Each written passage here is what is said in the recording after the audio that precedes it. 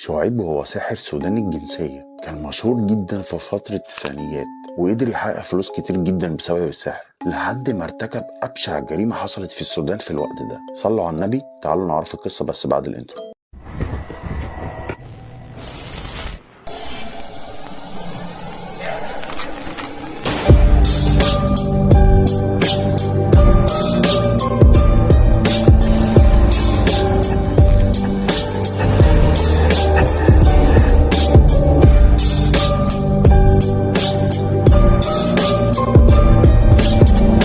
القصة دي طبعا من ملفات الشرطة السودانية، ويقال إن شعيب من مواليد 1959 1960، ويقال إنه كان من عيلة فقيرة وطيبة جدا. أبوه كان إمام مسجد وكان صوته من الأصوات الجميلة جدا لدرجة إن فئات مرموقة من طبقة المجتمع كان بيحبوا يصلوا وراه، وكان بمعرفة بيهم كانوا عايزين يساعدوه، بس هو كان عنده عزة نفس وما كانش بيقبل مساعدات من حد. ويقال إن الأب كان عنده 4 أطفال، 3 بنات وولد، اللي قصتنا النهاردة هتبقى عليه. وكان الابن ده كان اسمه شعيب.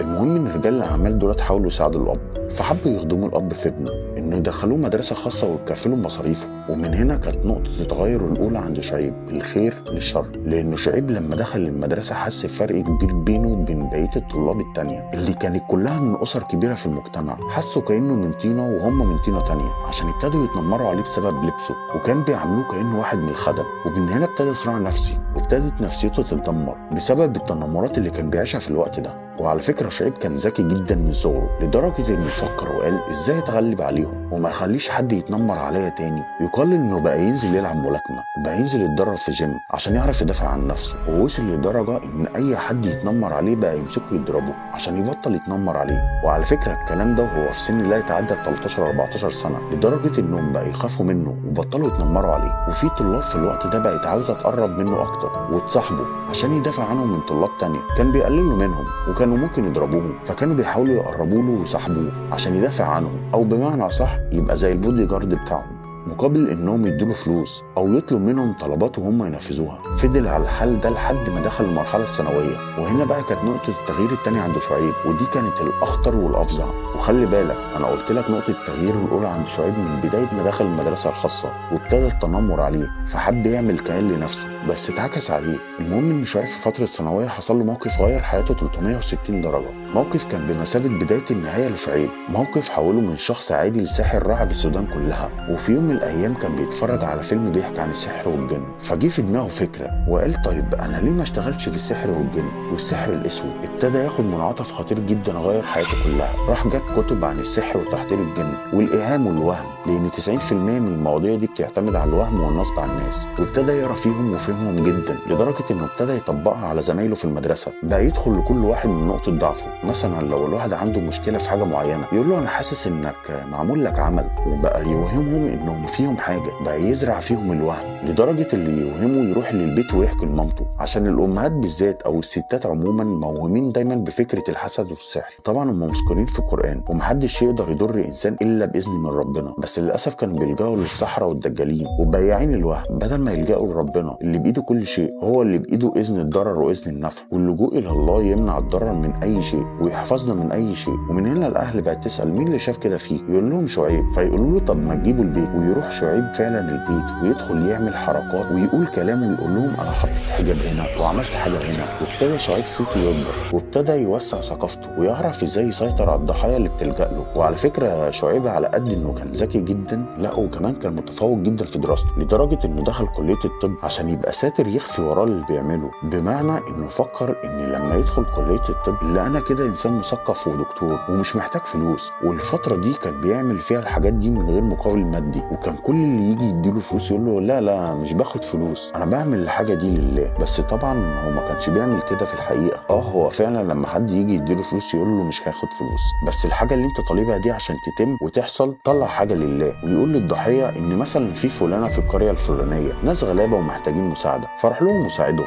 ويروح الضحيه للمكان اللي قال عليه شعيب يلاقي فلانه دي تقول للضحيه انا محتاجه اجهز بنتي للجواز، محتاجه اعمل كذا، وطبعا كل ده بفلوس. بس في الحقيقه ان شعيب كان متفق مع الناس دي انهم بعد ما الضحيه تديلهم الفلوس انهم يجوا يدوا الفلوس لشعيب، وكان هو يديلهم نسبه منها، وكان متفق مع ناس كتيره في اكتر من مكان، وكلهم كان بيعاملهم بنفس الطريقه. شعيب في الفتره دي ابتدى صيته يسمع ويكبر لدرجه ان رجال الاعمال وصفوه من المجتمع بقى يروحوا له من الحكاوي اللي بتتحكي عنه انه بيساعد الناس بدون مقابل، بس هو في الحقيقه هو كان غير كده. ومن هنا ابتدى حكايه موازيه مع شعيب، وبالتحديد سنه 1994 كان في شاب سوداني عنده حلم اللي هو يبقى رجل اعمال، وكان عنده مجموعه من الافكار الاستثماريه اللي المفروض انها تحقق مكسب مالي كبير. والشاب ده كان عايش في ولايه اسمها النيل الابيض، وبسبب نقص خبره الشاب ده خسر جميع استثماراته وخسر فلوس كتير جدا. وبدا الناس المشاركين معاه في المشاريع دي يطالبوه بفلوسهم، ويقال على لسان احد الاشخاص اللي الشرطه سمحت له انه يطلع على اعترافات شعيب ان الشاب السوداني ده كان رجل اعمال كبير ومعاه فلوس كتير جدا، وانه كان بيتاجر في الممنوعات باي شكل من الاشكال والله اعلم، وانه في الاساس كان واخد تجاره الاكسسوارات والعربيات كستاره لشغله المشبوه. المهم انه في يوم من الايام ان راجل الاعمال ده كان محتاج سيوله كبيره جدا في ايده بسبب ان كان في صفقه قدامه كبيره جدا، والله اعلم الصفقه دي كانت ايه بالظبط، لدرجه ان واحد من اصحابه اقترح عليه انه ياخد فلوس من الناس ويردها ليهم بعد ما يخلص بس بنسبه اعلى، كانه واخد فلوسهم يشغلها ويرجعها لهم بمكسب، على شرط انه ما كانش بياخد من اي حد، كان بياخد الفلوس دي من فئه تقيله في البلد عشان كان محتاج سيوله كبيره جدا. المهم انه فعلا عمل كده واتفق معاهم على ميعاد يرجع لهم الفلوس فيها ولو ياكل مثلا شهر. المهم انه فعلا خد الفلوس منهم ودفع الفلوس دي في الصفقه، بس المفاجاه والكارثه انه اتنصب عليه في الفلوس. وهنا كانت الصدمه لرجل الاعمال ده، وعدت المده اللي كان متفق عليها مع الناس اللي كان المفروض يرجع لهم فيها فلوسهم، وبالمكسب بتاعهم ابتدوا يطالبوه بالفلوس اكتر من مره بعد انتهاء المده. ويا ريت جت على كده، بس اللي اكتر من كده انهم بقى يهددوه بالقتل. رجل الاعمال ده بقى قاعد مش عارف يعمل ايه، لحد ما في شخص اقترح عليه قال له انت ما قدامكش غير شعيب. قال له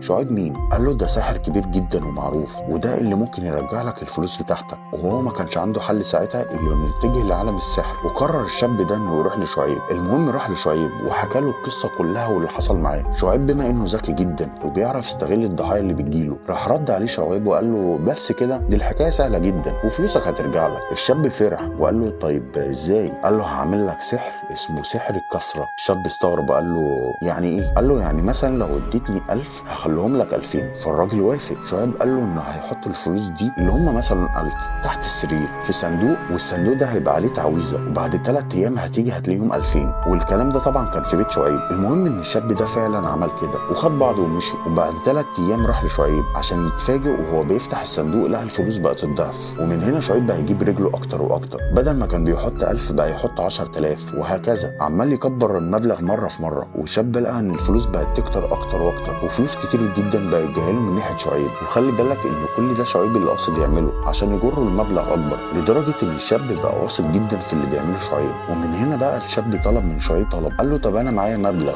وعايز اخليه المره دي كتير جدا، ولو يكن مثلا معايا مليون وعايز يخليهم 20 مليون. فشعيب رد عليه وقال له مش هينفع، انا ما اقدرش اعمل اكتر من اللي انا بعمله، ان انا ضايف لك المبلغ بس. قال له طب اعمل ايه؟ قال له والله مش بتاعتي، اتصرف انت. المهم ان الراجل ده كان محتاج فلوس كتير جدا عشان يسد اللي عليه للناس. المهم ان الشاب ده كان عنده بيوت واملاك وعنده عربيات، باع كل حاجه وساب البيت اللي كانت قاعده فيه امه بس، لدرجه ان راح خد فلوس من ناس تانية عشان يكبر المبلغ اللي عنده، عشان يوديهم لشعيب عشان يضاعفهم له، عشان يقدر يسدد اللي عليه ويبتدي قصه جديده. المهم انه جمع المبلغ وراح بيه لشعيب، وشعيب قال له حط المبلغ هنا وتجيلي بعد 3 ايام. المهم ان الفتره دي الشاب ابتدى ان ريحته تطلع، انه نصب على الناس وواخد منهم فلوس وما رجعهاش، واتعمل له اكتر من محضر نصب. المهم ان الشاب ده بعد 3 ايام راح لشعيب وخبط على الباب بس محدش رد. والمهم ان شعيب كان معاه 2 مساعدين، واحد اسمه نور وواحد اسمه محمد. وبعدها بيومين راح لبيت شعيب، ففتح له واحد من المساعدين وقال له انه شعيب مش هنا، بس مبلغني ان انت لما تيجي اقول لك تجي له كمان يومين عشان المبلغ المره دي كبير. بس قبل ما يمشي قال له قول له لشعيب اجي كمان يومين الاقي فلوسي، وراح مهدده. ومن بعدها الشاب ده اختفى خالص من السودان. ومن هنا القصه دي انتشرت في السودان كلها، وبقى يدوروا عليه بما انه بقى عليه قواضي، وكل ساعتها قال بس ده نصاب وخد الفلوس وهرب، لدرجه ان الجرايد كتبت هروب رجل الاعمال. ساعتها كل الناس اقتنعت بقصه هروبه الا امه، عشان كانت عارفه حكايه شعيب ولان ابنها كان معرفها بالحكايه. المهم انها راحت للشرطه وقدمت بلاغ في شعيب وحكت قصته، بس طبعا محدش صدقها. المهم ان الشرطه استدعت شعيب وسالته عن رجل الاعمال. قال لهم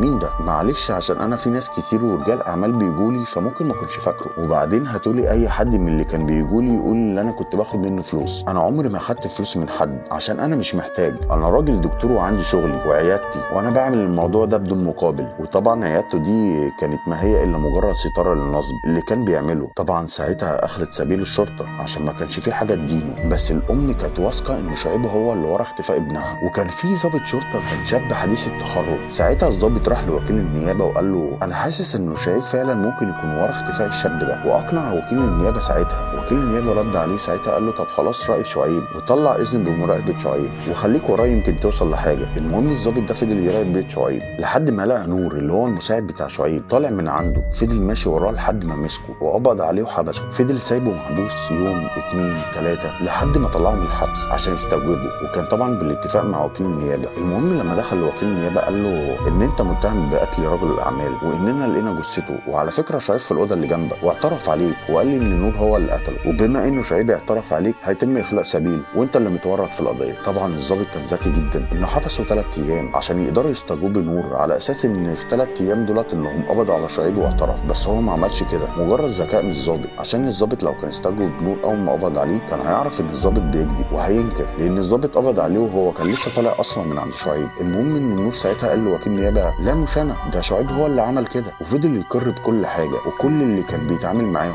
المهم ان نور اعترف بكل حاجه واعترف على كل الناس اللي كانت شغاله مع شعيب اللي هم رجال الاعمال كانت بتروح لهم وتدي لهم فلوس على اساس انها مساعده، بس في الاساس انها كانت بتروح لشعيب. ابتدت الشرطه تجيب كل الناس دي وتعترف على شعيب انه هو اللي كان بيطلب منهم كده وانه بيدينا نسبه مقابل ده. المهم ان الشرطه طلعت امر بالقبض على شعيب وحققوا معاه وحاول انه ينكر. فضلوا يضغطوا عليه وقالوا له ان الكل اعترف عليك، حتى المساعد بتاعك اعترف انك اللي قتلت الشاب. فضلوا يضغطوا عليه لحد ما اعترف بكل جرايمه. وساعتها الشرطه عرفت انه شعيب قتل الشاب ده ودفنه تحت سرير امه في البيت، والبيت ده كان عباره عن دورين والام كانت ساكنه في الدور الارضي. المهم انهم راحوا عشان يدوروا على الجثه لقوا كل حاجه طبيعيه تحت السرير، بس من خوف شعيب شال البلاط ودفنه ورجع كل حاجه زي الاول. المهم ان الشرطه حفرت تحت السرير عشان يتصدموا من المنظر، لقوا برميل فيه جثه الشاب متقطعه ومحطوطه فيه وحاطط طبقه اسمنت فوق الجثه. ومن ضمن الاعترافات انه ازاي قدر يعمل كده، شعيب قال لهم ان الشاب لما ال3 ايام عدوا ورجع تاني عشان ياخد فلوسه، وانه لما لقاه بيهدده هو والمساعدين قرر انه يتخلص منه، واقنع الشاب انه لازم السحر ده يتعمل في بيت امه بس لازم ما تكونش موجوده. المهم ان الشاب ده صفر امه اسبوع، وبعد ما صفرها قال لشعيب خلاص انا صفرتها. وكان الموضوع بالنسبه لشعيب سهل جدا انه يقتله عشان اول ما دخل البيت قتله وقطعه ودفن. ويقال ان الام لما شافت جثه ابنها انها ماتت، واقاويل تانية انها اتشلت ولكن عايشه والعلم عند الله. ساعتها اتحكم على شعيب بالاعدام عشان تكون نهايه قصه هزت السودان في التسعينيات. وهنا تكون خلصت قصتنا النهارده. لو عجبك الفيديو ما تنساش اللايك والاشتراك عشان ده بيشجعني ان انزل فيديوهات تانية. اشوفكم الفيديو الجاي، تصبحوا على خير،